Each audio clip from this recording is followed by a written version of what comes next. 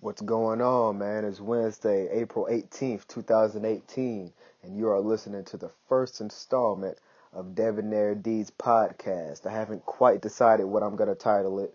By the time you guys see this, it might be a title on YouTube or, Facebook or wherever I decide to share it at. But you are listening to the first installment, Debonair D live and in effect, giving it to you drip drop wet with a necklace around my neck. You feel me? So we are we're finna go ahead and knock this out, man. I got a lot of topics that I want to talk about. Um, and let me just start off by saying this. I did tell you guys on my announcement video that I was gonna have a guest on this first time, but unfortunately, the app that I was gonna use to do the to have a guest on, you can't you can start sharing everything to YouTube and everything, but it takes like 2 days. It could take up to 48 hours before they link all your accounts and everything together. So I'm going to get that set up, and maybe by next week everything will be cool. But for this very first installment, it's just going to be me. I kind of thought about calling them and trying to record, but I don't know, man. I don't think that quality is going to be too good. You know what I mean? So um, it's just going to be me on this first one, but that's all right because I got plenty of topics. And, I think it is kind of fitting for your very first podcast. It's just you. You don't want to be one of those fucking podcasts where you build up a following, but people only like it when somebody else is on the show. That's a horrible show. If all your videos are only, or if your most watched videos are only the videos with other people on them and none of them are for you talking, then, you know what I'm saying, you got a problem. So, jumping right into the podcast, man, I am going to try to give you guys at least an hour, but I do want to go back out this evening. It's a beautiful day down here in Atlanta, and, shit, it might be your last day here on this planet. You got to enjoy life. And, speaking of that, I was, I just found out like yesterday, apparently the world, it's, once again, you have these doomsday rumors. Apparently the world is supposed to end today. There's supposed to be an alien invasion, and yeah, it's supposed to be an alien invasion. They're coming to take us over. You know what I'm saying? So millions, if not billions, were supposed to die, and that's that. uh, and apparently this rumor started from around the time Stephen Hawking died, around that time. Um, I think shortly before he died, some guy named Ty or something like that, he got a voicemail that had a Morse code encoded within it. And when he translated the Morse code, apparently it was saying, "Yeah, we are from space. We're coming to take over. We're invading. Woo woo woo woo woo. It's all going to go down on April 18th, and we're coming." And apparently that's the voicemail this guy got. Now, um, first and foremost, let's just assume he didn't send himself the voicemail, or he had one of his buddies send the voicemail. Let's say somebody actually sent him the voicemail and he had nothing to do with getting it sent to him. How easy would it be just to send a motherfucker a message like that? I mean, people pull pranks all the goddamn time. And not just that, but if you were an invading alien species, why in the fuck would you send a Morse code voicemail letting people know that you're coming? That doesn't make any sense. And if you were going to send that code, first, like I said, first and foremost, you wouldn't send the code if you're invading somebody. You don't want any resistance. You want to completely surprise them, right? But let's say for whatever reason you want the people to be prepared. Wouldn't you put it on live TV, or wouldn't you send it to the presidents? Wouldn't you send it to Trump, Putin, Justin Trudeau? Wouldn't you send it to people like that so everybody can get the message out? Come on, man. You're going to send some guy, and I don't know if this guy has, I don't know if he's a reputable or not. I didn't even look into it. I didn't even bother to look into it. But, this is just some guy. And they're also saying that Stephen Hawking died because he was about to tell people. But, it's a whole lot of nonsense, man. I'm not going to lose any sleep tonight. I'm going to go to sleep around the same time and wake up around the same time and go ahead and get my Thursday started, just like always. So, I thought I'd plug that in. I kind of found that kind of comedy. But today, man, I was running some errands, and I was listening back to that Trey D album that I told you guys about yesterday. And, let me tell you, man, that album it's fire. It's fire. Because yesterday when I did that review, most of, actually, I keep saying yesterday, I recorded it yesterday, but unfortunately it didn't upload until like 6 or 7 this morning. But anyway, yesterday when I was first listening to it, you know, I'd only listened to one song, and some songs I'd only listened to a couple of verses. I didn't listen to the entire song in its entirety. But let me tell you, man, I sat through that entire album today, and it is a classic. It really is a classic. And in the video, I was saying I don't know if it's better than the first one, but goddamn, man, I do have to say it's better than the first one. I'm gonna keep listening to it. Of course, I've listened to the first one a lot more than the second one, but yeah, man, shit, it's a classic. It is a classic. I definitely recommend that album. If there's gonna be one West Coast album you gotta buy, uh, the first half of this year, or this for the spring, or you getting ready for the summer, whatever the case is, man, I definitely recommend you pick up that album. And of course, I'm gonna have a little bit of a bias because I'm a fan of his, and I'm a fan of old school hip hop, especially West Coast. But I think even somebody who isn't a fan of West Coast hip hop, or at least old school West Coast hip hop, can still enjoy this album. I think somebody who don't know who the fuck Trey Day is, he don't know nothing about Snoop's music, he don't know nothing about the East Siders, he don't know nothing about none of that. I still think he can enjoy this album, man. I really do. Um, it's just got a very fresh feel to it. Like I said, it's very you know, just any group of people can enjoy it, whether or not you're an old head, you're a West Coast fan, you're a new rap fan, whatever, man. Pick up that album, check it out. But I've been trying to catch up on new music, period. Um, whoa, whoa, whoa, whoa, whoa, whoa, whoa. Stop, stop. I just got a text about it telling me they're coming over to my house. No, no, no, don't do that. Isn't it funny, man, that like some people, it's either like this is something you just get or you don't, man. Like I never just head over to a motherfucker's house. Never, unless it's an emergency or just I was trying to get in touch with them and they, whatever, man. But I'm not just gonna pop over to your house, especially if it's a, like damn near a 30-minute drive. Fuck that. But anyway, man, I've been trying to catch up on my new music, because I spent so long. I spent shit well over a year, man, just listening to nothing but old school. Nothing but old school. I mean, I'm talking not even early 2000s get too much play on my iPhone recently. You know what I'm saying? Just old school 90s hip hop. Whether it be West Coast, whether it be East Coast, down South, Midwest, whatever. I've only been listening to like 90s hip hop almost exclusively, like 95% of my music for like the past 2 years, man, just because, goddamn, man, I'm just not a fan of a lot of new rappers right now. And for a while, I kind of got burnt out with a lot of the new generation rappers that I actually do like. Like, for a while, I wasn't really fucking with the Migos. They always made fire, but just for a while, I just kind of got tired of them. 21 Savage, I fucked with his first few mixtapes, but after a while, I was like, oh man, okay, man, goddamn. But just recently, man, I'm kind of getting back into it, man. I've been listening to the Migos. They're still fire as always.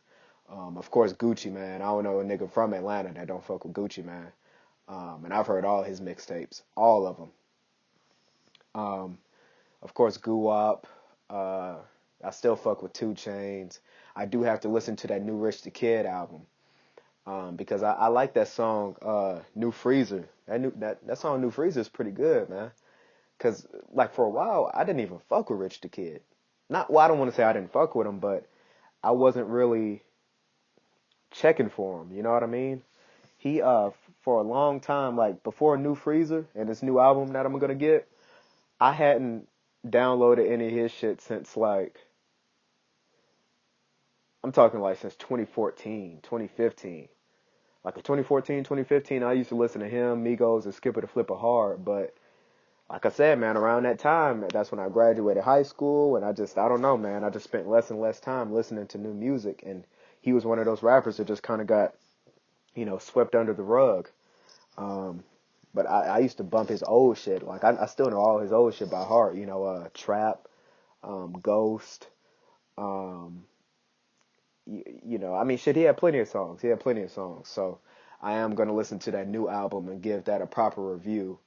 Um, Skipper the Flipper, man. Like I said, I got a lot of new rappers I'm gonna be making reviews of, And it's funny, man. I was watching a DJ Vlad interview about a week ago, and well, actually, I say a Vlad interview, but DJ Vlad just posted it on his channel, but it was really another motherfucker talking, and he just kind of took the footage, and I don't know. I guess I don't know if he's just ripping that nigga off or he actually asked him, but he posted footage.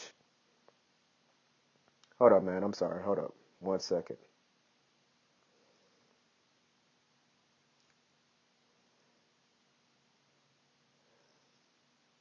Um, 1 second.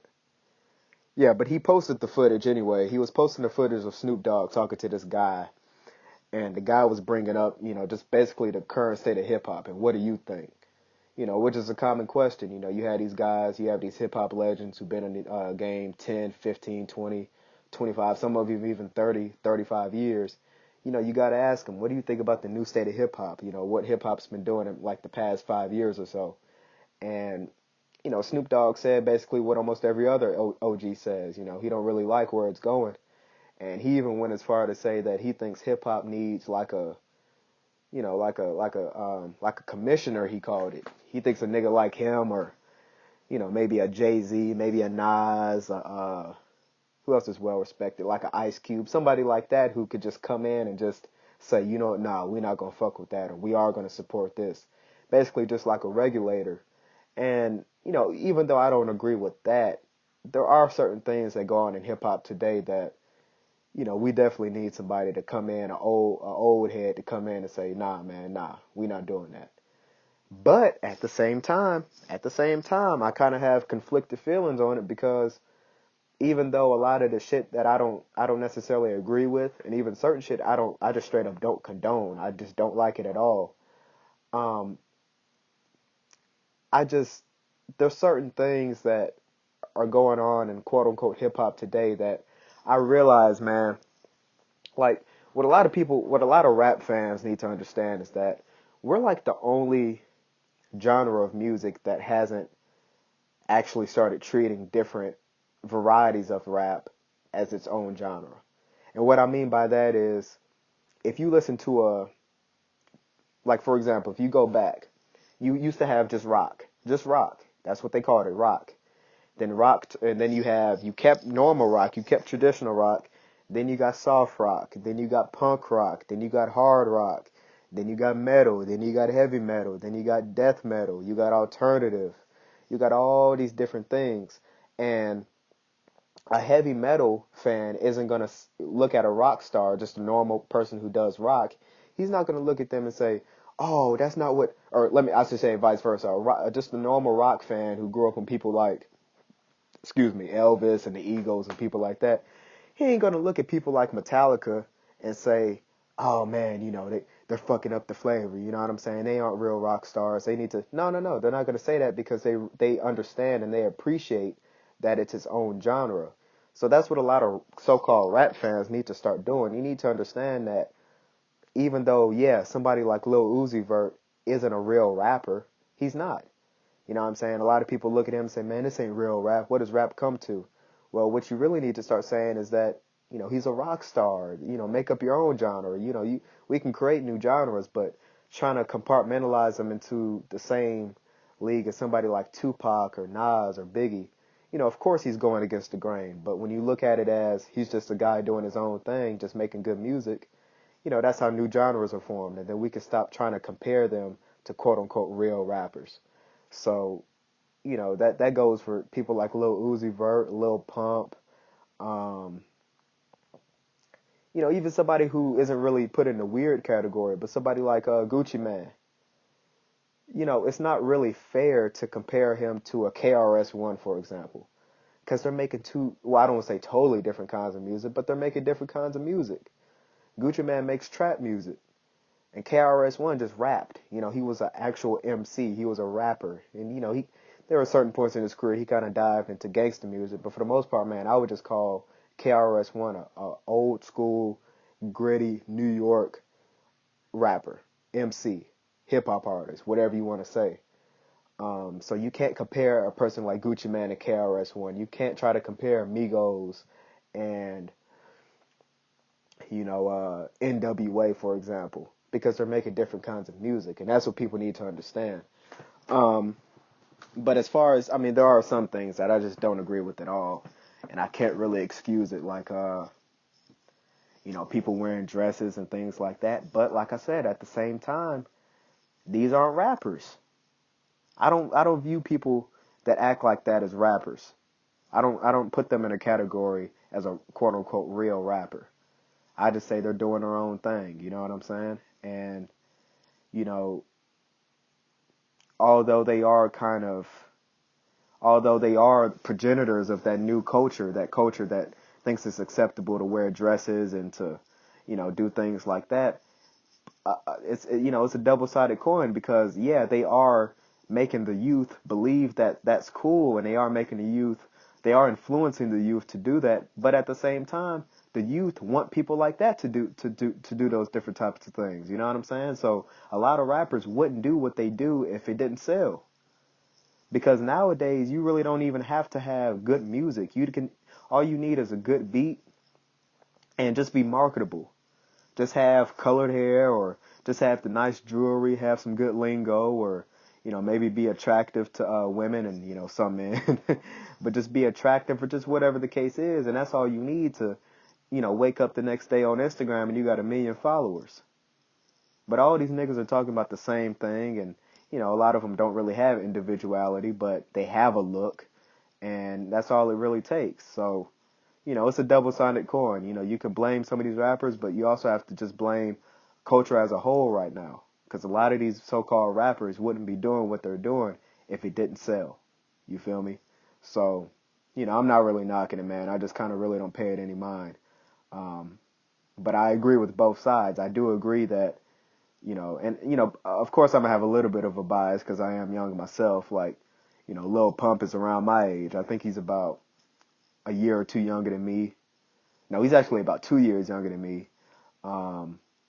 Me and Lil Yachty are around the same age, give or take a year. Even somebody like Takeoff from the Migos, he's just a few years older than me as well. So, of course I'm going to have a little bit of bias, and I'm going to try to defend it a little bit more than an OG would. But, just, I don't know, man. Just let music go where it's going to go. And if it turns into its own genre, if that's what it evolves into, so be it. So be it. But like I was saying, man, I am going to get back into the new music, man. I am going to start doing reviews and reactions to not just the old school rappers and their albums, but, Rich the Kid. I still do fuck with Migos, Skipper the Flipper. As far as new rappers, I actually do like Lil Pump. I like a lot of his music. So Lil Pump, Chief Keef, whenever he drops music. I fuck with the whole Glow Gang. Who else, man? Who else? Like, I'm trying to name new rappers that just came out like the past 3 years. 21 Savage, I guess, is still cool, man. I listened to his last Issa album. I don't know if he's dropped an album since then or not, but I wasn't really a fan of it, man, to be honest. It just my honest opinion of his music, like, he's just the type of guy, man, that you listen to a few songs and they're cool, but I can't listen to people like that too much because they don't have, like, he doesn't really have a flow. That's my main problem with 21 Savage. He doesn't have a flow. Like, when he raps, it's just so monotone. Like, I got M's in my bank account. Like, that M's in my bank account song is fire, but after a while, you can be like, God damn, nigga, can you know what I'm saying, change your voice a little bit, man? Speed up or slow down. Do something, man. God damn.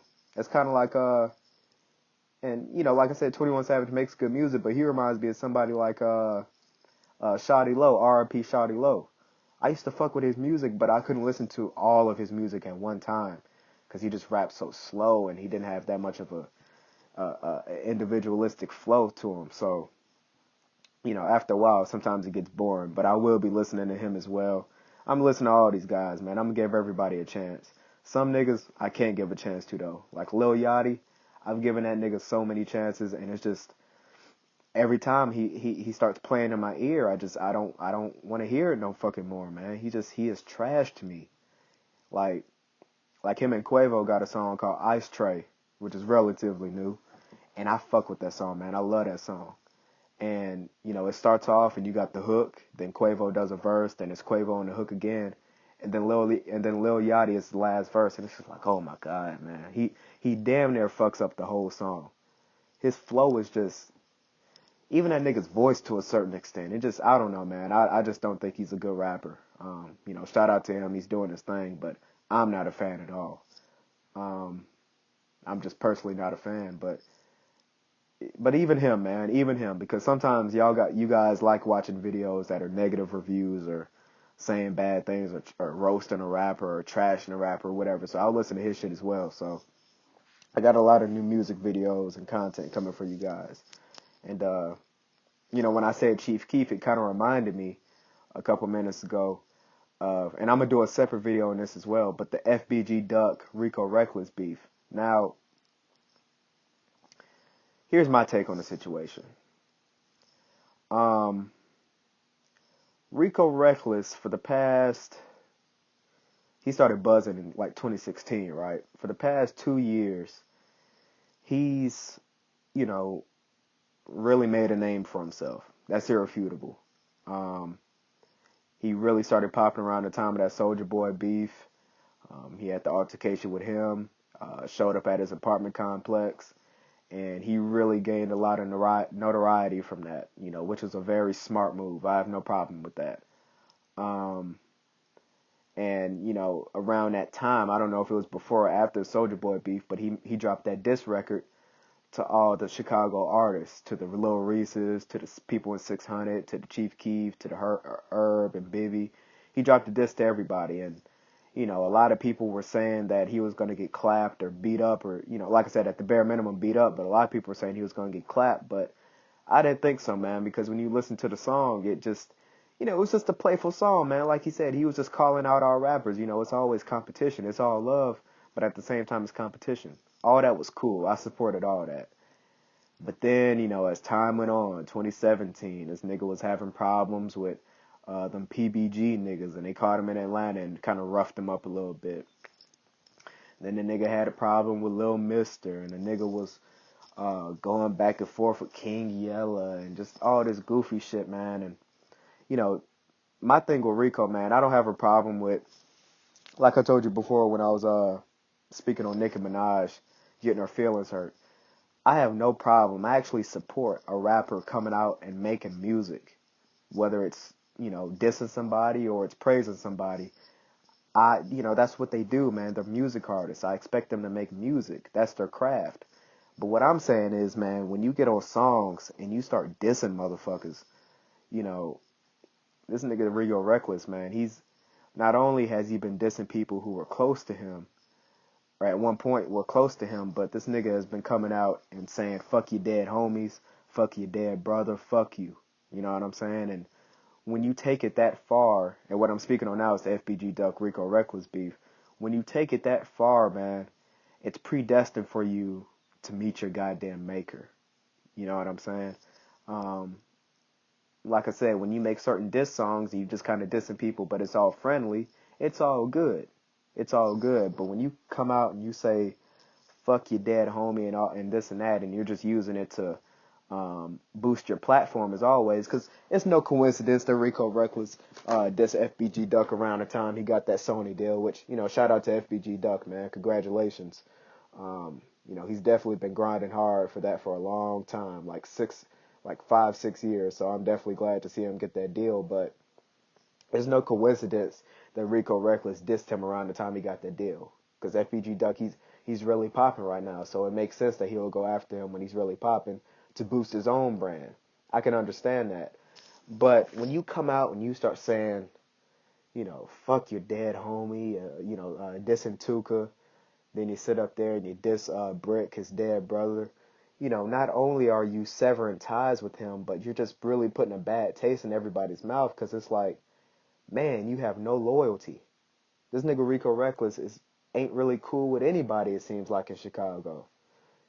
He's having problems with niggas in his own hood. He fought Mister, which, that was, I think we all got a pretty good laugh out of that so-called fight in the gas station. But, they did the thing, and he had a problem with Mister, and he's got problems with nigga from his own hood. He's got a problem with Yella.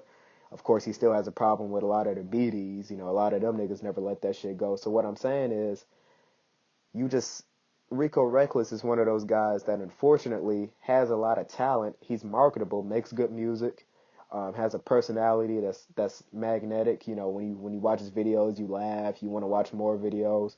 But unfortunately, it's very likely for him to end up losing his life or losing everything because he just some of the moves he makes, he takes it way too fucking far. Cause you know, I don't know what it is about people like Rico, man, but you know, niggas be thinking shit is sweet. You can't diss every motherfucker and not expect at least one of those motherfuckers to come back and do something to you. You know what I'm saying? And that's what people like Rico are just failing to realize. Let's say you really are the toughest motherfucker in the world. You done been in a million shootouts and you never lost one. You never been shot. You never been beat up. You never been stabbed. Uh, you know, a nigga never even punched you. Every time you get into a fight, not only have you never been beat up, but a nigga never even punched you. You're 6'10", you're 300 pounds, all muscle. Uh, you know, niggas run from you as soon as they see you. All of that may be true, man. You got more money than any other gangster in the city. Everybody fears you. I mean, that all of that may be true, man. But some little square ass motherfucker who has no business in the streets can grab a gun and shoot your motherfucking ass and end all of that. You know, what you've done in the streets, I'm not saying that it's not gonna prevent a lot of mishaps just because you have a reputation, you know, because your reputation can't precede you. But at the same time, man, I mean, legends, people who 99% of people will never reach their status, they have been taken out.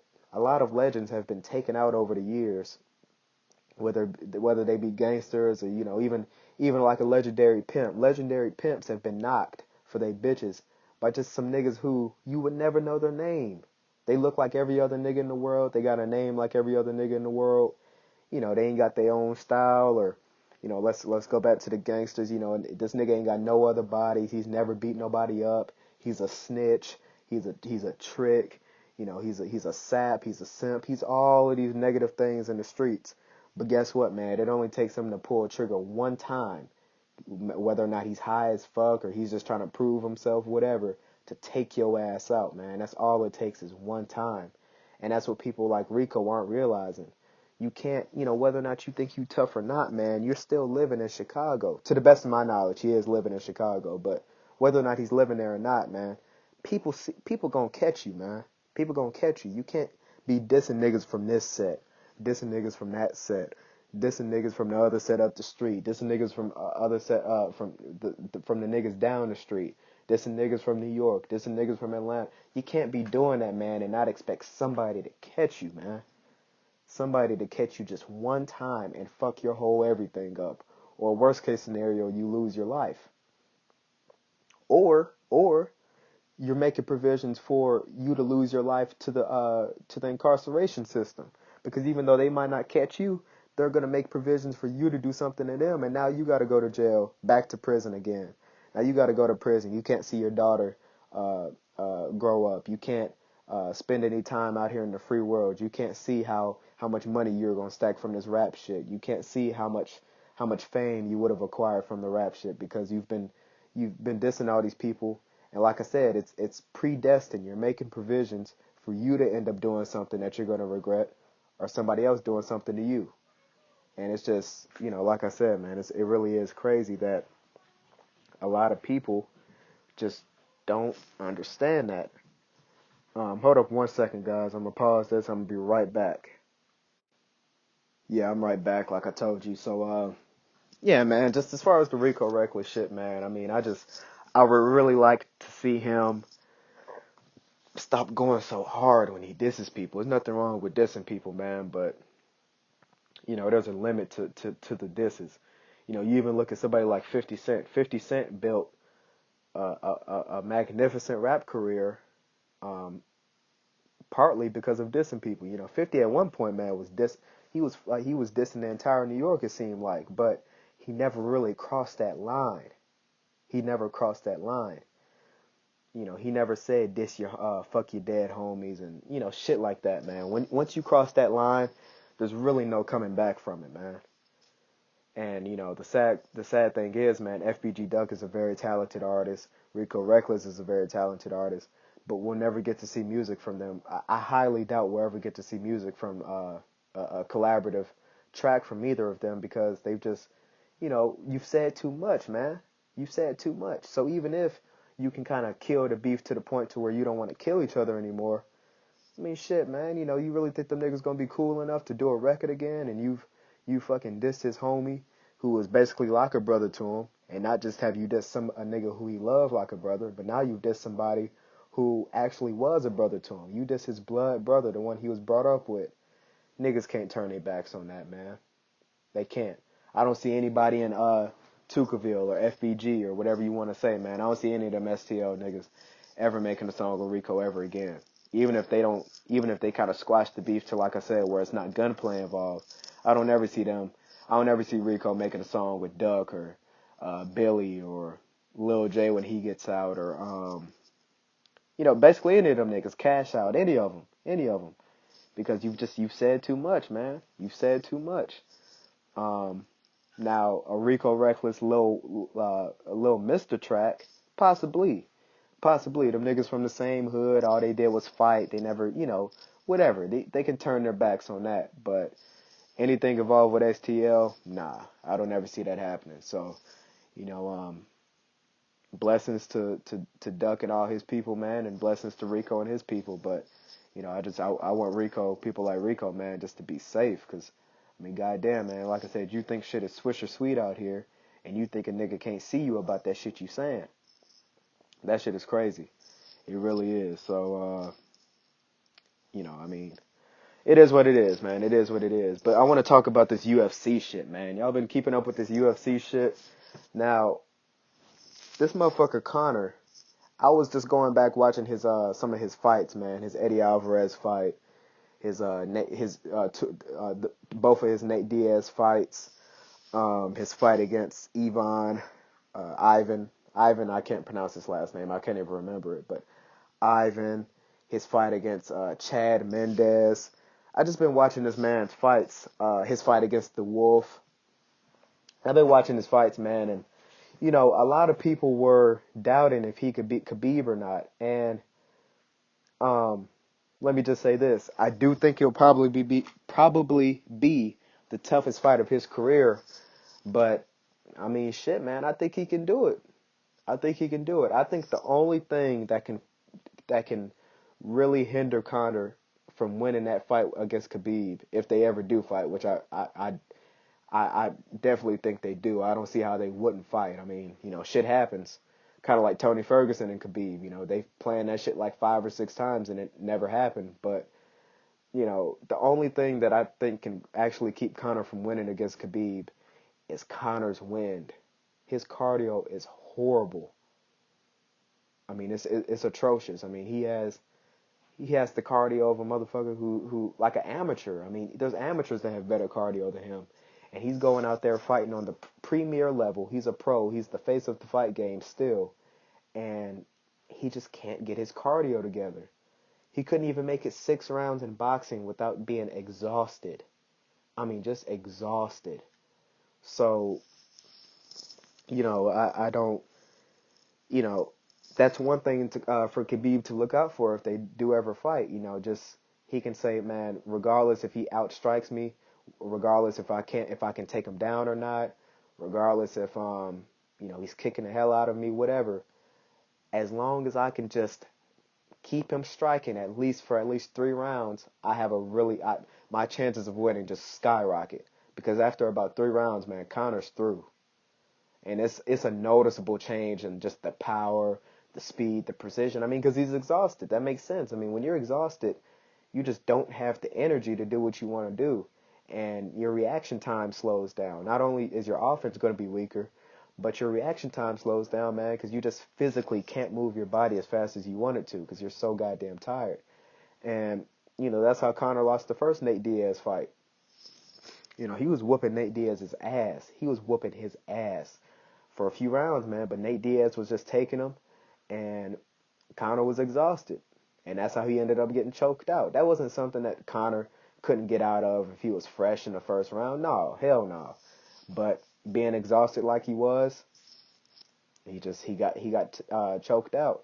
And even in the second fight, he came back and his cardio was better. But even that fight, man, he was tired.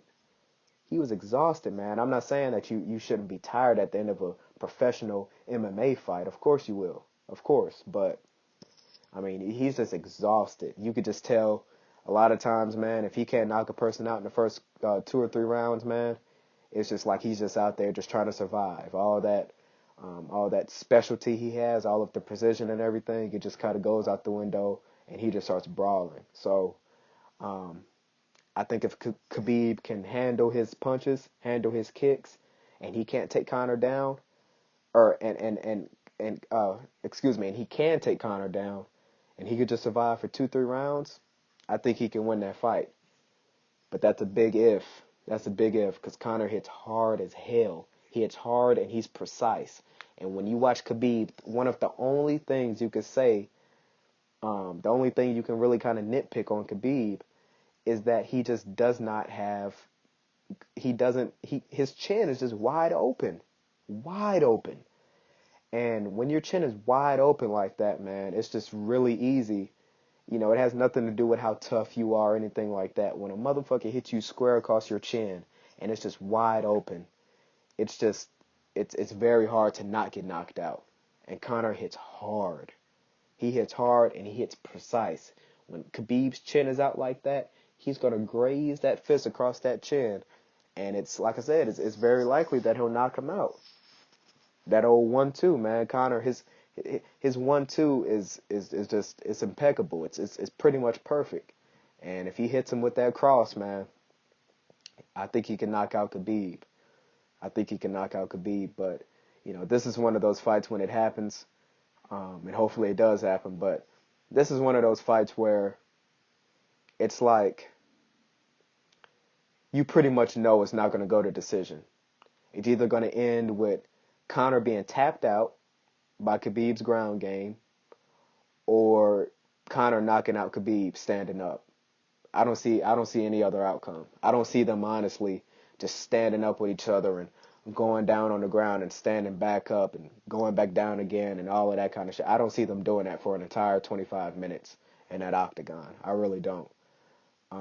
Of course, anything's possible, but even when Conor fought Floyd, I said if Conor doesn't knock out Floyd in the first, I was watching the fight and I wanted Conor to win, but I said if he doesn't knock him out in those first 6 rounds, Floyd's going to just wear him out. Like literally, he's just going to be exhausted. But I knew that fight wasn't going to go to decision. I knew it wasn't. Conor's just one of those fighters, man. He's just one of those fighters. He kind of reminds me, not really from a cardio perspective, but he reminds me of Mike Tyson. Like it's something psychological that happens to you when you just knock everybody out in just a few minutes, and you end up fighting a guy who you just can't knock out. It's frustrating, and you start feeling helpless because it's like, man, I'm throwing everything at him and he just won't go down. And that's why Mike Tyson, losses he took, a lot of the losses he took was because of that. Like when you look at his Evander Holyfield fight, of course he did, bite some of his ear off because Evander was dropping that big ass dome on his chin, kept headbutting him. But another reason why Mike was so frustrated, he even said this himself, he just couldn't take him down. He couldn't take him down.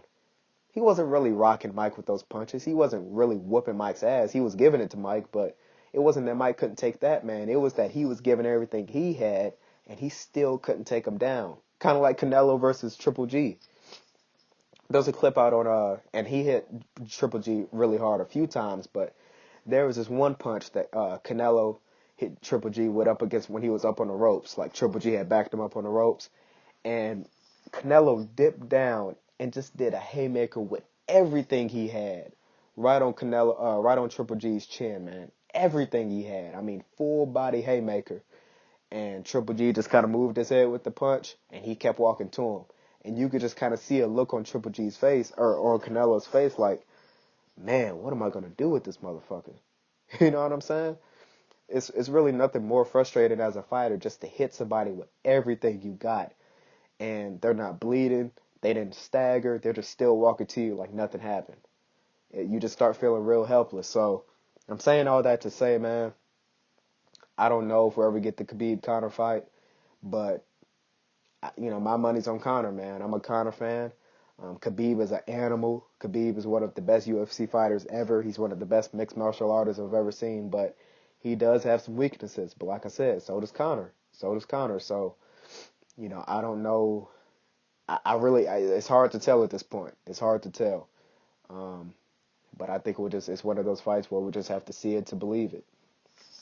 And, I really don't even want to get too excited for it because even though it makes sense that they would fight, like I said, Tony Ferguson and Khabib, it was supposed to be the perfect fight. And look, it never happened. Or, um, what else was a really big fight that never happened? Even like John Jones and Daniel Cormier Part 2, look how long that shit took. Or even Nate Diaz and Conor McGregor, look how many times. Well, they actually did that They did that fairly quickly. But, like Tony Ferguson and Khabib, man, that fight has been canceled so many times. And even the rescheduled fight, not the rescheduled, but even I don't even know what you want to call it, but even the fill-in for the person that got dropped out, Max Holloway, that was supposed to be a really big fight. You're like, Max Holloway and Khabib? Yeah, Max Holloway has a chance. He has a good chance to beat Khabib. And even he couldn't fight Khabib, that Al guy, and he did a pretty decent job. But, it's just like, God damn, man, it's just a lot of fights that should happen end up not happening. Even in boxing, Canelo, GGG. Damn, I was thinking to myself, it kind of felt like I said G 4 times instead of 3, but even Canelo Triple G, man. That part 2 was supposed to be epic, man. That was supposed to be happening next month. But goddamn, Canelo ended up testing positive for steroids. And whether or not you want to believe his story or not, man, the fact of the matter is, man, we're not going to see that fight anymore. So it is what it is. But kind of jumping back into boxing, I know I'm going back and forth, but I really want to see Deontay Wilder and Anthony Joshua. And, I'm kind of in the minority on this, but I'm not going to say that Deontay Wilder isn't a phenomenal heavyweight boxer, because he is. And I would have to be a liar or a hater or just straight up misinformed to not say that he was. But I'll also say this, man. Deontay Wilder has a lot of flaws. He has a lot of flaws. Deontay Wilder fights like he's out in the street somewhere. He really does. He swings wild, and I'm not saying that there's anything wrong with that. To be honest with you, that's part of the reason why he's been so successful, is because he's actually been able to do something that a lot of boxers have just never fought against before. A lot of boxers, man, believe it or not, haven't actually fought in the streets that much. So when they get in the ring with a motherfucker who's swinging wild like that, they have no idea how to counter it. No idea.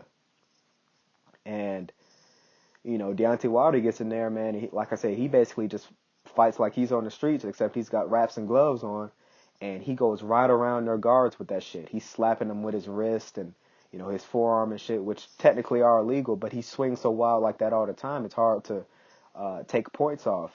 And, he has tremendous power behind those swings. Tremendous power. So if he catches you with enough of those punches, man, you are going to go down. And like I said, that's going to be beneficial to him for the rest of his career, but it's also going to be detrimental when you have somebody like Anthony Joshua, who has the same amount of power that Deontay Wilder has, but he's more of a traditional boxer. He's a traditional boxer. Anthony Joshua believes in jabs. He believes in 1-2s. He believes in 1-2 hook, uppercut. That's the kind of fighter Joshua is. When he goes in there, he stays composed, and he's just really actually going to box you down. Where Deontay Wilder, he gets furious and he wants to just whoop your ass. So that's going to be an interesting fight. Me personally, man, I think Anthony Joshua can beat Deontay Wilder just because,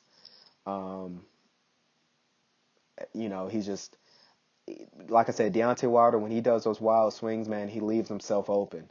And I think if he comes across a really good jabber like Anthony Joshua, he's going to get exposed for having that chin out all the time.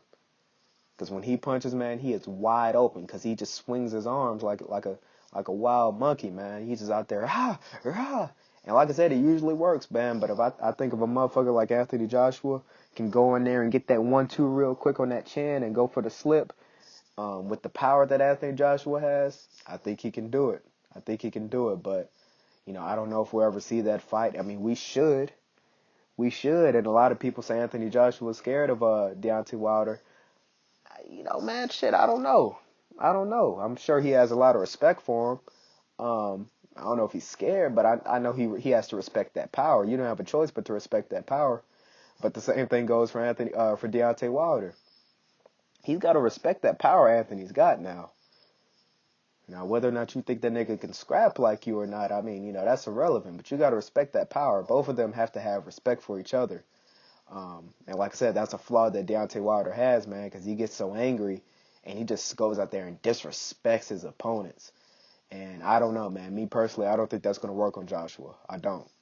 But, we will see. We will see. I really want to see Triple G fight, man. I really do. He's probably one of my top 5 favorite boxers of all time. And the only bad thing about Triple G is he's already 34 because he started fighting professionally rather late. And, I don't know how many years he has left being able to perform at the same intensity he performs at now, man. But he's one of my favorite boxers ever. He has such power, and just his chin is incredible, man. He's just got the heart. He's got the heart of a lion, man. He gets in that ring and he just stays calm, and he stalks down his prey. So I'm 99% sure we won't see that Triple G Canelo fight in May. I know it's been canceled, but things can always come back. But I don't think we will, man. I don't think we will. Maybe they'll fight again later on this year, but I want to see Triple G fight now.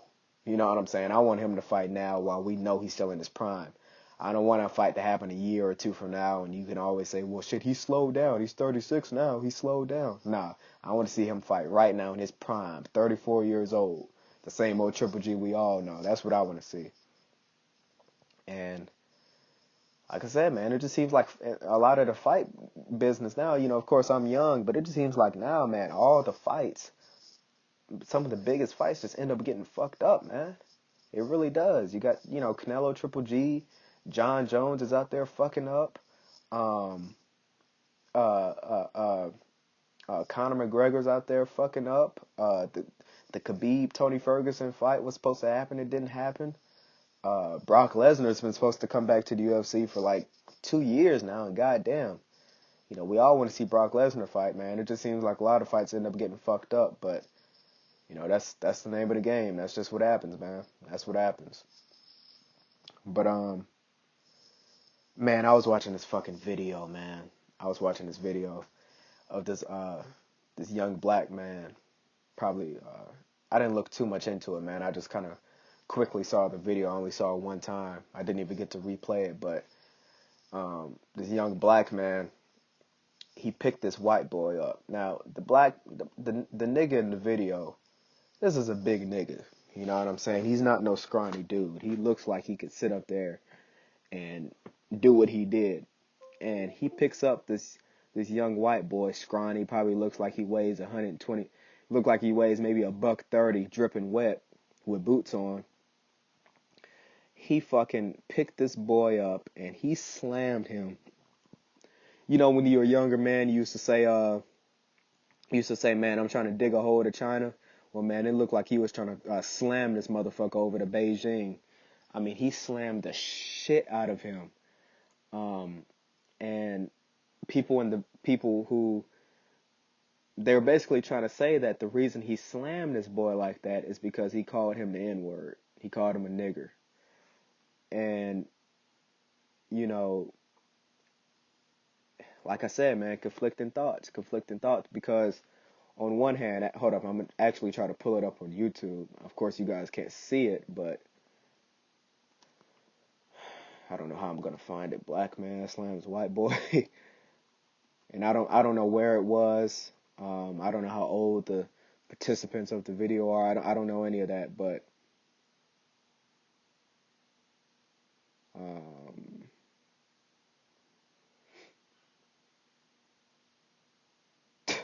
I'm reading this Alex Jones. Oh, okay, here we go. Here we go. Here we go.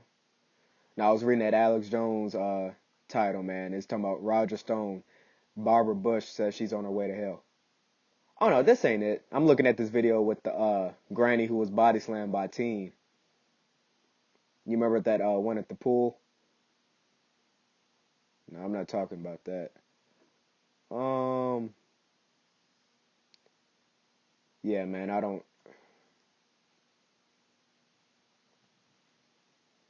Let me let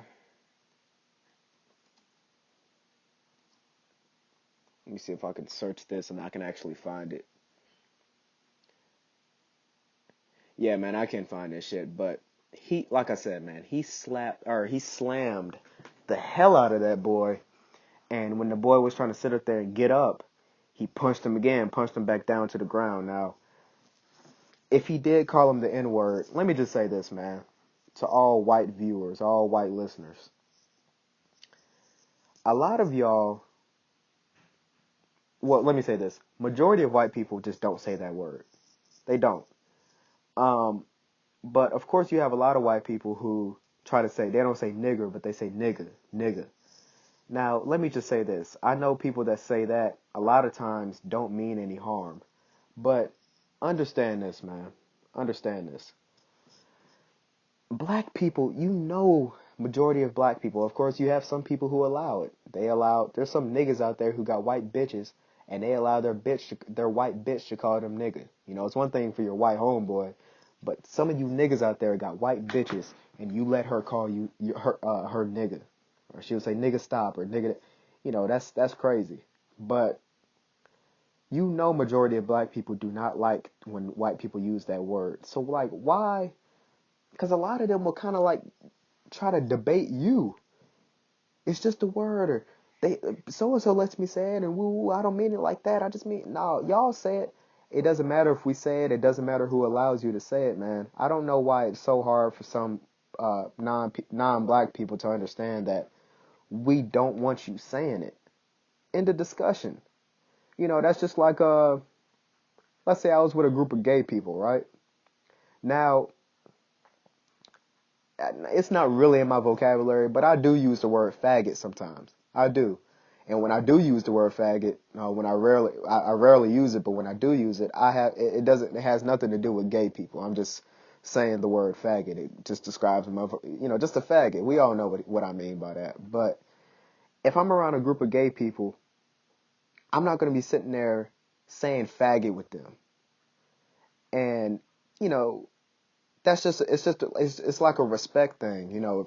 If just a group of people who that term has been used as a derogatory term for how X amount of years, and they tell you, hey man, I don't want you saying that, or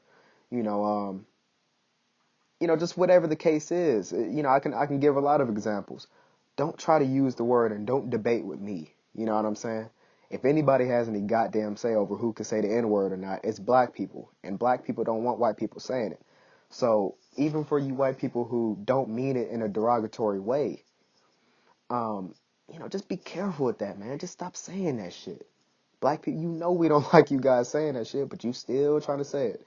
And a lot of people are going to take that shit the wrong way, and they're just going to get on your motherfucking head.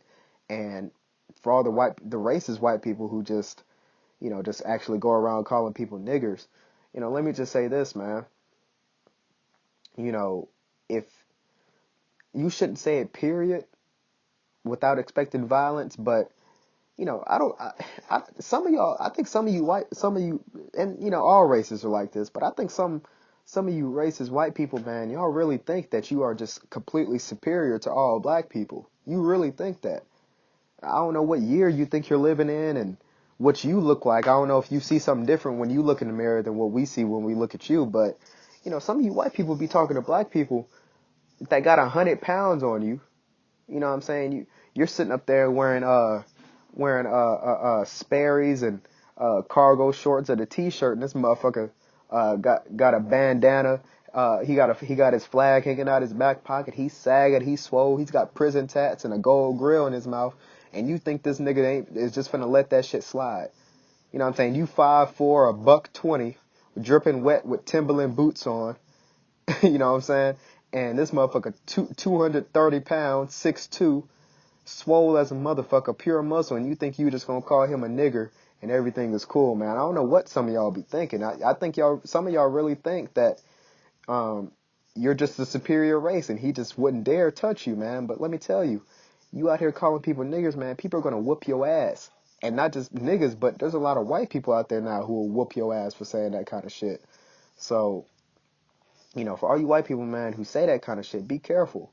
And, let me just say this, man. Even though I understand, let's say that story is true and he did call him a nigger, and that's why he slammed him like that.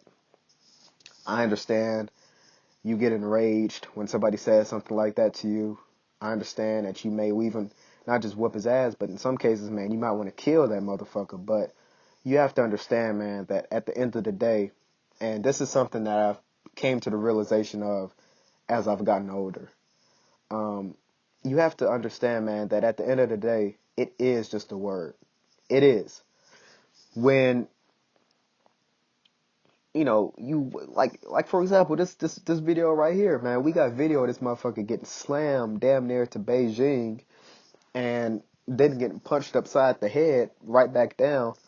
He could have paralyzed that man. He could have killed that man, truth be told, if he landed wrong. And, when you go into a courtroom, man, and you're being charged with assault, when you're being charged with attempted murder, when you're being charged with actual murder, manslaughter, whatever the case is, those people in that courtroom aren't going to understand that he called you a nigger and you just lost it.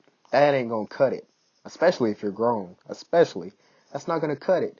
And it's not a race thing per se, man, but you can't, you just can't allow your emotions to get the best of you like that. Now, like I said, I'm not saying that don't retaliate when somebody calls you a nigger, man, but you also have to understand that if something goes wrong, you will be probably facing time if they decide to charge you with something.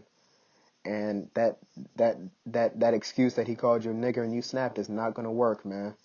That's not going to work. If a jury is seeing a video of you slamming somebody like that, punching them upside the head, and maybe you paralyze the motherfucker, or you cause brain damage, or whatever the case is, maybe you even killed him, that's not going to fly. It's not. It's kind of like that transgender video I did, that boy who put that transgender in a critical condition. Although I can see why he did what he did, I understand why he did what he did, I don't agree with it and I don't condone it, man, because now he's probably going to lose years out of his life. Over what? Over what, man? A motherfucker with a wig who touched you on the forehead? Come on, man. When you lose 10 years out of your life, you're going to wish you hadn't done that. When you lose 10 years out of your life and you realize, man, I've been sitting in this motherfucking hellhole for 5, 10 years, 15 years, or I'm going to be in here for the rest of my life because a motherfucker called me a word. Just imagine that, man. Imagine that. Losing time out of your life. I'm talking about years. Even 2 days, but losing years out of your life because what? Some loser called you the N-word? Come on, man. We're too valuable for that. Black people, and this really just goes for everybody, but man, black people are too valuable. We're too intelligent. We're too charismatic. We're too important to allow. We have such potential. We have such potential as a race to allow, just unimportant shit like this to hold us back. You know what I'm saying? And a lot of people in the video or in the comments or whatever, I didn't see the comments for this particular video, but I'm sure a lot of people are saying, well, if he called him a nigger, he deserved it. And yeah, he did deserve to get hit upside the head, but, and I don't feel bad for him getting slammed at all. I really don't. If that's true, if he did call him a nigger, I don't feel bad for him at all. But, I will feel bad if that young man ends up losing time out of his life, man. Because he was young. I don't know how old he is, but he's in his early 20s, man. He looked like he may have been a teenager, so, he's going to lose time out of his life. It's possible that he's going to lose time out of his life because a motherfucker called him a word. I really wish a lot of you people, man, would, just learn to mentally respond to a situation instead of getting emotional and having an emotional response, because very rarely do emotional responses lead to a positive outcome. Very rarely. Very rarely. You should never make a decision when you're emotional. And that's what this young man did. So hopefully he doesn't face any major repercussions for his actions, man. Because like I said, if y'all got to find this video, I can't even find it my damn self. But when you guys listen to this, make sure you try to find that video because God, bro, he slammed the shit out of him, man. And make sure you watch my video because apparently they took it off of Media Takeout. I was getting some comments on Sunday, I believe. They took it off of Media Takeout, man. But you know that goddamn where that boy was stumping that transgender on that bus in Charlotte. I mean, shit, man. You damn near killed them. I don't know if they end up dying or if they're still in critical condition or they're making a recovery. I don't know, but you know, man, we got you on video of people saying your name, and you're stumping a motherfucker with boots on. I mean, god damn. So, you know, man, I hope y'all learn how to, you know, control your anger, man. Take heed of what people like me say, because you're gonna end up losing time out of your life, or just straight up losing your life, because you got into a situation you don't agree with or you don't condone, and now, you know, everything's over. You're losing everything. So, you know, it is what it is, man. It really, it's crazy. It's a crazy world. But, you know, I also wanted to talk about, man, hold up 1 second. I'm going to be right back. It's going to be a second for y'all. I'm going to be right back. Yeah, I'm end with this right quick. I want to talk about this very briefly. And, you know, I actually originally, when before I started the podcast, I wanted to actually take notes and, you know, actually take the time to, uh, you know, like timestamp myself. Every time I went into a new topic, try to timestamp myself so I could put it in the description. But maybe later on, before I upload it, I'll sit up there and I'll take the time to, you know, go through it, or sift through it, and, you know, whatever the case is. So when you guys watch this later on, you could just timestamp, you could just click on a timestamp and listen to certain topics. But I wanted to talk about, uh, you know, just having loyalty and integrity within yourself, and just, you know, how quickly so many people just completely turn on their brother, turn on somebody who they called a brother, somebody who they called a sister, somebody who they said was like a dad to them, somebody who they said was like an uncle, or whatever the case is. It's crazy how fast some people will turn on themselves, and that's because, or turn on other people. And the reason why it's so easy for a lot of people to do that is just because they don't have any, of course they don't have any loyalty, but they have no integrity. Their integrity account ain't just on zero, it's in the negatives. They're in debt when it comes to integrity. Um, you know, there's just been so many situations I've seen. You know, I was speaking, you know, you guys know I was talking about the Yuckmouth Bosco beef, and I kind of brought up Gonzo and Yuckmouth because, you know, for those of you who know those two people, you know, they used to have a little bit of history. You know, that nigga Gonzo was, not only was that his partner, but Gonzo was in that video with the game. I remember a long time ago when Yuckmouth did that game disc, and he was shooting a music video. I remember Gonzo was right there with the pistol. So, you know, it's crazy that you could have somebody, I'm just going to use them as an example. You have a motherfucker like Yuckmouth who can come out because, you know, people have discrepancies with one another. You know, that happens. People have disagreements. People don't see eye to eye or whatever. But it's crazy how somebody like Yuckmouth can come out and just completely start trashing somebody like Gonzo. And it goes both ways, but it's just especially on Yuckmouth's behalf because it's just like, you know, man, if you really felt all of those negative things from the get-go, why were you even hanging with them in the first place? You know, whether or not what you're saying is true or not, man, it's just, there's just a certain line when you have discrepancies with your brother. Now, a nigga who's a complete stranger, yeah, you know, it is what it is. It's really no extent or barriers you can't cross when it comes to war. But it's a different type of battle when you're battling with somebody who is your brother, or at least you used to call them your brother. You know what I'm saying?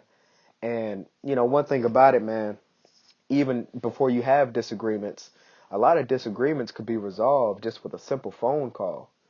You know, a lot, especially in today's times, people have a disagreement with one another, and the first thing they do is run to Instagram. The first thing they do is run to Facebook, make a YouTube video, go to Twitter. They start posting Snapchat stories, whatever. And not only could it could have been resolved with just a simple phone call, but you should also be cognizant of the fact that this was my brother or this is my brother, and I don't want to embarrass my brother. You know what I'm saying? If it's just like somebody like me right now. A nigga I view like a brother. Like I got two cousins, right? I got two cousins, Ron and Will. We don't call them Will, but Ron and Will. Now, if I was on the phone with Ron and he turns around and he says, "Man, I was sitting up there and Will said this, woo woo woo. He said you this and that. You said this and that." If I don't, at the bare minimum, call Will and just get an understanding about the situation, if I can't get in touch with him, that's just gonna be the end of it, man. I'm not gonna hop on Instagram or hop on Twitter or hop on any of these social media platforms and start trashing his name. Especially I haven't even had the chance to call him. But let's say I called him and he said, "Yeah, nigga, I said that. Fuck you." That's it, man. That's it. Either we gonna link up, we gonna fight, or whatever. But I'm not gonna expose all of the different things that he told me in confidence. I'm not gonna expose shit like that to the masses. And I'm not talking about him, but I've had friends who, I mean, we've had friends who have told us just fucked up shit. Um, I've had friends who have told me about just horrible shit, man, horrible shit. And no matter what they said about me, because I have so much loyalty for somebody who I used to call my brother, and because I have so much integrity, I will never disclose a lot of that information. Never. They could say anything about me. They could say some shit that's on the same level of the shit that they told me, but I will never come out and say, "Yeah, nigga, well, you remember you told me this, or you told me that," or I wouldn't even go as far to try to like clown them because they stayed with me or something like that, because at the time when they were staying with me, that was me helping out my brother, and I'm not gonna knock my ex brother, if you will, for getting help from me. You know what I'm saying? That's just, I have loyalty and I have integrity, and that's what a lot of people are missing today. I see these people, man, and they can just change on their brother like that. And I see women doing it too, but a lot of people ain't gonna agree with this, but there's certain things women do, man. It's kind of expected. You know what I'm saying? It's expected, but I just hold men to a much higher standard, and when I see men gossiping and bickering and spreading rumors and telling lies and telling half truths, or even if they're telling the truth, just spreading all this negative shit about somebody who they used to call their brother, over a disagreement, man, it's just crazy. It really is. It really is, man, and we see it all the time. We see it all the time. I know a lot of you guys might not remember this or know this or whatever, but since I was talking about Chicago earlier, 600 Breezy, which, by the way, free 600 Breezy. But I remember I remember on Twitter one time, there's this other nigga in 600 named Buka. And I remember this nigga Buka was sitting up there saying, "Yeah, nigga, you a hoe and you a bit." They were having problems with one another. And it's just like, God damn, man, you was just sitting up there shaking up with this nigga and in his video or whatever the case is, and y'all might have a little problem with something, you don't agree, you don't see eye to eye, but why couldn't you just call him? Or if you tried to call him, maybe you tried to pull up on his ass, you tried to text him, whatever, and none of that ended up playing out, man. Still, how do you just air out your brother like that? I can give a lot, even like I know a lot of my subscribers subscribe to Sinful. Um, you know, you see him, he had his problem with a lot of his homies, a lot of his ex-homies, you know what I'm saying? It's just like, man, not only are you spreading all this shit about a nigga who you never even called, man, but you start talking about shit that, you clearly felt like this the entire time.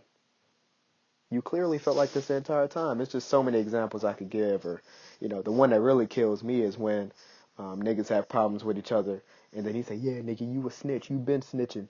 Woo, woo, woo, woo, woo." And everybody be going with it. But what they don't even realize that they're saying, and what people who accept that type of shit don't realize, is that basically what they're saying is you knew this person was a snitch and you were hanging out with snitches the entire time, so you ain't right. So which one is it? Are you condone snitching and you were cool with it because he was your homeboy, or are you just lying? You see what I'm saying? Either or, A or B. That's some fuck nigga shit. You feel me? I think A is even worse than B, because I'd rather you just be like, yeah, I'm lying, I was just trying to destroy his character, than you actually say, yeah, man, I knew this nigga was snitching. I was cool with him for 10 years and I didn't tell nobody because he was my brother. Man, nigga, that's some weak ass shit, man. And people do that kind of shit all the time. They try to say, well, nigga, you been snitching, or nigga, I knew you was gay. You always been doing gay shit. Well, nigga, if the nigga was a homosexual who snitches all the goddamn time, why were you hanging out with him so much? Why were you going cross country? Why were you touring? Why were you making music? Why were you doing this? You feel me? It's just, niggas be out here be crazy, man. But, I'm actually about to wrap this podcast up. We are an hour and about 11 minutes in. And goddamn, I'm gonna have to get used to doing this podcast shit, man, because I was, at certain points my throat was hurting and shit. But I actually think this was a pretty good podcast, man. I got a fair amount of topics put out, and I don't, man, I would like to say that I could do these podcasts every Wednesday at around 5 or 6, like, because right now it's 6:32 p.m. I would like to say I could do these around the same time, man, but you know. I don't. I just. I've been getting a lot better with recently just saying that I'm gonna do something at a certain time, and at that certain time I haven't done it yet. I'm trying to get better with that because, I don't want to. I don't want to say I'm gonna do this every Wednesday at 5 or 6, and maybe I do it next week. Maybe I do it the week after that. I do it the week after that too. But you know, I don't want to like think you guys. I don't want you guys to start expecting that at a certain time, and then one day I just don't do it. You know what I'm saying? I don't like doing that.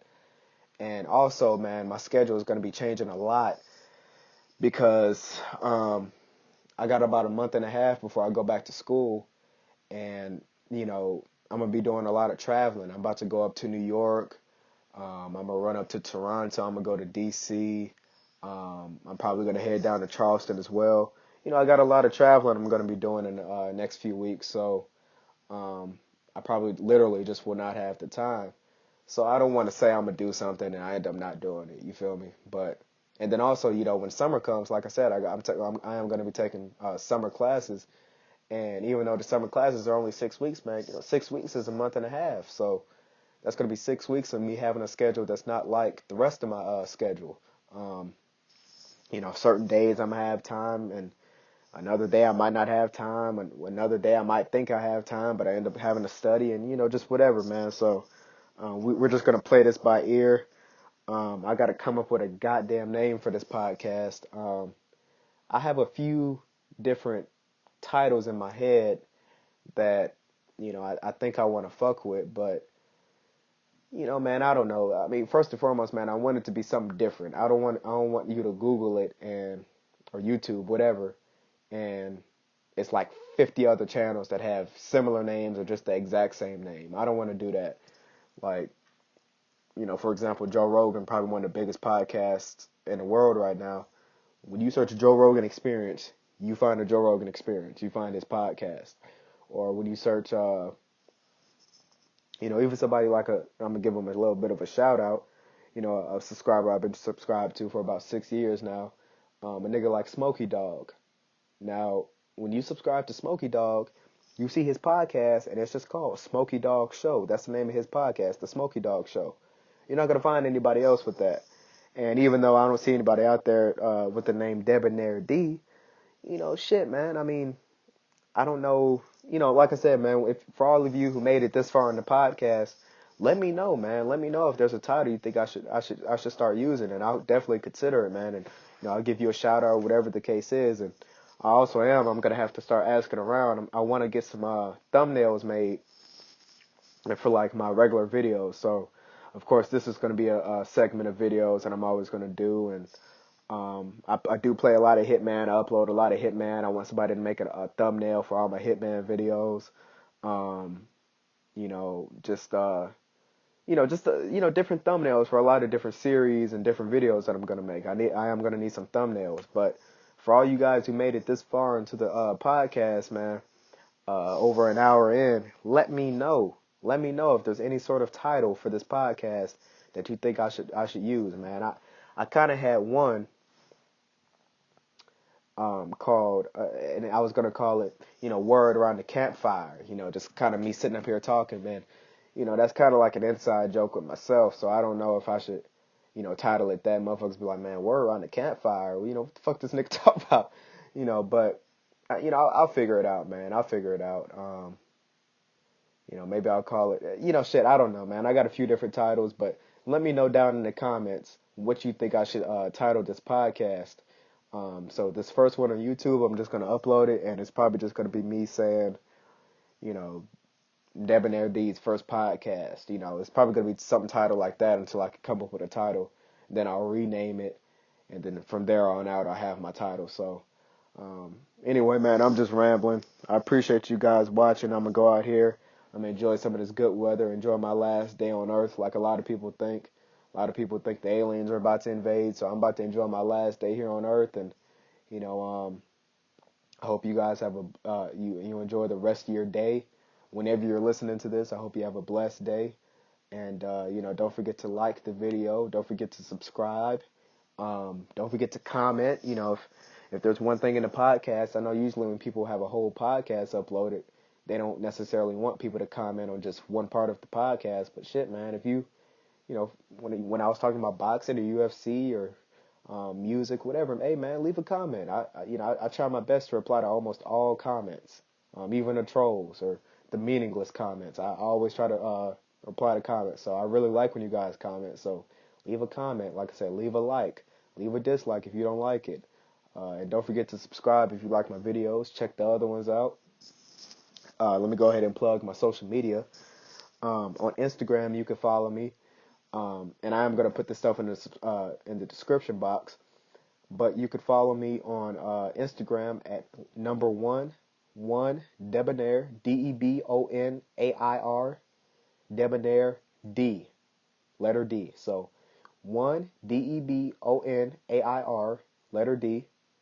1 Debonair D. That's my Instagram. One more time for you people who whatever. 1 Debonair D. #1 Debonair D. You can follow me on Facebook, Dimitri Middleton, my government name. You can follow me on Facebook. My Facebook is Dimitri, Dimitri, spacebar, letter Middleton. That's Dimitri Middleton. Now, when you follow me on Facebook and Instagram too, but especially Facebook, if you send me a referral request, let me know, man. Hey, man, I'm from YouTube, because if you don't say that, I'm probably not gonna accept you, man. I don't really accept men. So let me know on Facebook if you decide to follow me on there.